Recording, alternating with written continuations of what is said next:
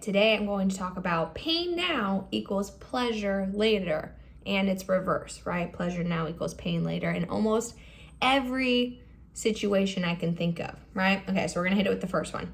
The pain of, or the pleasure. Let's start with the pleasure, right? So you have the pleasure of eating processed food, chips, junk food, pizza, soda. It makes you feel good temporarily, but then later it makes you feel like shit. You have gut issues, your stomach's all bubbly, you're like farting all over the place, you've gained weight, and you also have health issues.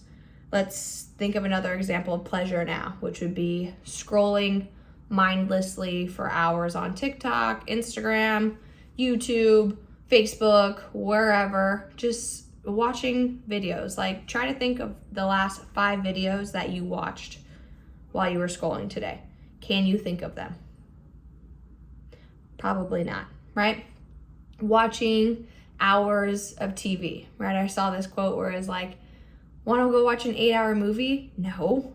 Do you want to watch 8 episodes of a TV show in one day? Sure, right? We think that, oh, we feel so good. We're watching TV. We're eating all this junk food, the pleasure of feeling comfortable. But then a couple hours later, it's like, hello, depression, my old friend. How have you been, right? Because you're feeling, not stimulated. You haven't been outside. You haven't eaten, nutritious food. You're just dumping in a bunch of bullshit for pleasure now, but it brings pain later. Which brings me to when we drink, right? The pleasure of that 20-minute high, that dopamine rush, but then it slowly comes down, and then you got to get the next drink in, and that comes down, and that comes down, and down, and down, because the baseline of drinking and your dopamine can only go so high to that first drink, and then it drops and drops and drops. So it's like you have the pleasure of drinking, but then 20 minutes pass, and it's like you're starting to feel the come down of that alcohol, that poison, that bullshit, that toxic waste that we dump into our bodies to avoid feeling angry, sad, frustrated, upset. Sometimes we drink because we're happy or celebrating, and it's like you get the pleasure of drinking, but then what's to come? Depression, because it is a depressant, not feeling good about yourself, feeling bloated, feeling like you have inflammation, being hungover, violently throwing up, mildly throwing up, or just feeling like you want to throw up and dry heaving. God, I hated dry heaving. But we could do everything that we just did in the reverse, which is pain now will equal pleasure later, right? Waking up early, comfy bed, it's nice and warm, you don't want to get out of bed. And then you go from that warm bed, wake up at 5 a.m. to taking a cold shower. Both are painful, but the pleasure later is you have more time in the day.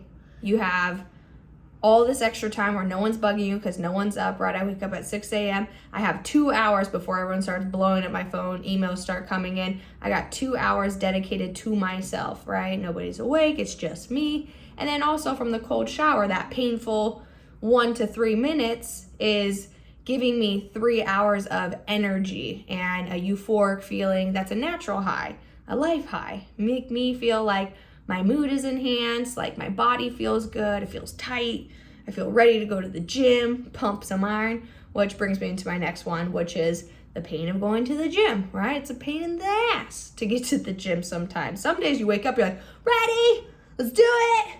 But then a majority of my days, I'm not like pumped up. I'm not jumping up and down like, yeah, gym. And if I only worked out on the days that I felt good, I would never see results. So the pain of getting to the gym is like half the battle, and then actually working out and the pain of the sore muscles.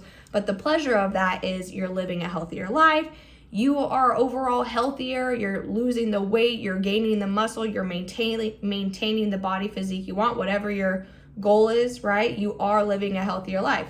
And although, I love to cook, it is a pain in the ass to go to the grocery store. It's a pain in the ass to clean the dishes that I use to cook food. It would be easier to just go and get fast food or order food in, but the pain will follow that, right? So the pain of going to the store, cooking the food, cleaning the dishes, it may seem like in that moment like, this is painful, or it's harder than going to get food that's already cooked, but then you have the pleasure of knowing exactly what is in your food, living a healthier life. You're eating more nutritious food and food that is good for you and food that you cooked for yourself. So not saying things like I have to cook, but saying things like I get to cook. I get to cook food. I get to clean these dishes that I have. I get to have these dishes in my house, which I own. Well, rent. Come on. If you're in the same society as me, you know that times are challenging right now, right? And then the pleasure, will come from the pain of saying no to friends, going out, right? There is no FOMO. Like, I'm saying no to going out because I need to prioritize myself. That could be kind of painful.